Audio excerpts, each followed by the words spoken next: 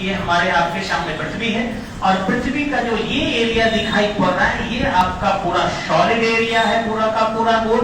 आप जानते हैं कि पृथ्वी को अगर हम बीचों बीच से ये रेखा काल्पनिक काटते हैं, इसको हम विषुवत रेखा कहते हैं। ये आपका कर्क रेखा है, ध्रुवीय वृत्त है, ये ध्रुव है। ठीक इसी ढंग से इस विषुवत रेखा के नीचे मकर रेखा सापेक्षिक पर ध्रुवीय वृत्त है और ये दक्षिणी ध्रुव है। इस तरीके से पृथ्वी का वर्गीकरण अक्षांश से हम 90 डिग्री उत्तरी अक्षांश, 90 डिग्री दक्षिणी अक्षांश करते हैं। 0 डिग्री 181 डिग्री हो जाता है आपका अक्षांश।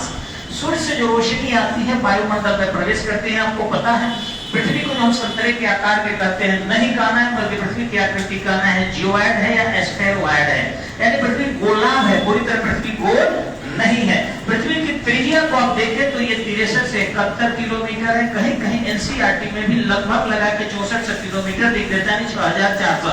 लेकिन पृथ्वी के अगर हम व्यास को देखें तो ये ठीक डबल नहीं होता, क्योंकि गोल है लगभग तो 12,756 किलोमीटर व्यास होता है। इसको कंठस्थ कर लेना है। अगर पृथ्वी के परिधि को देखते हैं जो स्थल खंड का है तो आपको दो तरीके से परिधि निकलता है। ये ध्रुव से ध्रुव के परितः यह होता है आपको 40,000 किलोमीटर। और अगर यही पृथ्वी के परिधि से परिधि निकालते हैं ध्रुव से ध्रुव छोड़कर तो ये हो जाता है 40,075 किलोमीटर। यानी पृथ्वी विषुवत रेखा पर ज्यादा फैली हुई है और ध्रुव पर थोड़ा सा चिपकी हुई है। यानी पृथ्वी का ये जो विस्तार है 40,075, ये जो है ऐसे करेंगे तो 40,000 होगा। और केंद्र से अगर यहाँ तक आएंगे 63 से 71, पूरा का पूरा अगर व्यास देखेंगे तो 12,756 किलोमीटर। पृथ्वी यहाँ पर गोल बनती है लेकिन गोल नहीं, उत्तरी भाग थोड़ा ज्यादा धंसा हुआ है, ये भाग थोड़ा कम धंसा हुआ है। ये भाग 75 मीटर ज्यादा धंसा है, ये 75 मीटर कम धंसा हुआ है।